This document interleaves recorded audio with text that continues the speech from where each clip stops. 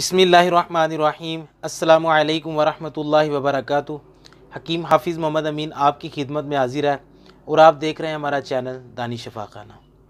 आज हम बात करेंगे नज़ला ज़ुकाम, सर में दर्द, आँखों का बारापन और नाक का बंद हो जाना, इन वजूहात पर ये इसकी इलामात क्या हैं इसके शुरू होने की, और ये किस वजह से जो है ना ये जन्म लेती है।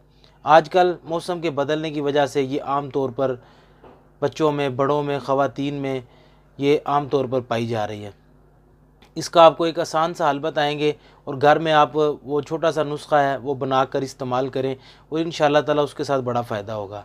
आपसे रिक्वेस्ट है कि हमारे चैनल को सब्सक्राइब कीजिए और बेल आइकन को लाजमी दबाइए ताकि हमारी हर नई आने वाली वीडियो आप तक सबसे पहले पहुंच सके।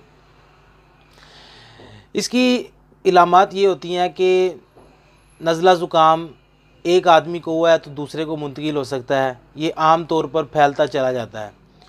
और जब नाक का बंद हो जाना, सर में दर्द, सर का भारीपन, आँखों का भारीपन होना है, इसकी वजह ये होती है कि जो रेशा है दिमाग के अंदर, जो रेशा होता है आँखों के अंदर, कान के अंदर, नाक के अंदर, ये रेशे का निज़ाम है सारा। ये रेशा जब है जमना शुरू हो जाता है तो जम जाता है जब, तो ये शरियानों के अंदर से गुज़र नहीं पाता, जिसकी वजह से नाक बंद हो जाता है, सर में दर्द, भारीपन रहता है, आँखों में भारीपन रहता है। तो हम बहुत ज़्यादा परेशान हो जाते हैं। अब इसका क्या हल किया जाए। बाज़ लोग जो है ना वो मेडिसिन खाते हैं इसको, रेशे को पिघलाने की, तो वो बड़ी परेशानी हो जाती है। आपको इसका आसान सा हल बताते हैं। दो चीज़ें लेनी है आपने। ये एक हमने पहले नुस्खा बताया हुआ है भांप लेने का, वो हमारे चैनल पे पहले वीडियो है मौजूद है, आप देख सकते हैं। एक तो भांप का अमल लें। भांप जब लेनी है वो सादे पानी को फुल गर्म करके नीचे उतार के उसकी भांप लेनी है। तो उसके अंदर कोई चीज़, विक्स वगैरह कोई चीज़ नहीं डालनी, ठीक है।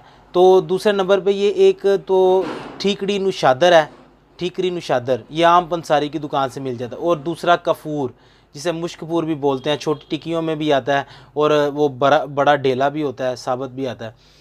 तो ये दो चीज़ें आपने हम वज़न लेनी है, 20 ग्राम ले लें, 50 ग्राम ले लें। दोनों चीज़ें हम वज़न मिक्स करके आपने किसी शीशे के जार में, एयर टाइट जार में डालकर रख लें और उसको जो है ना आपने इस्तेमाल करना है। ये नीचे हम तरीका दिखा रहे हैं आपको, इसको फॉलो करें और इसी तरह आपने इस्तेमाल करना है। किसी को भी घर में ये मसला हो, आप इसको लगाएं, पहले नाक के एक हिस्से में, फिर उसके बाद दूसरे हिस्से में लगाएं।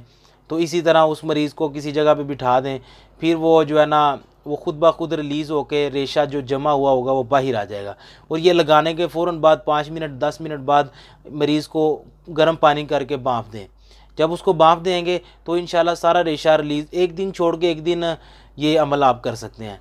तो इंशाल्लाह कोई चीज़, किसी चीज़ खाने की ज़रूरत नहीं आपको पेश आए, किसी भी चीज़ खाने की, ठीक है जी।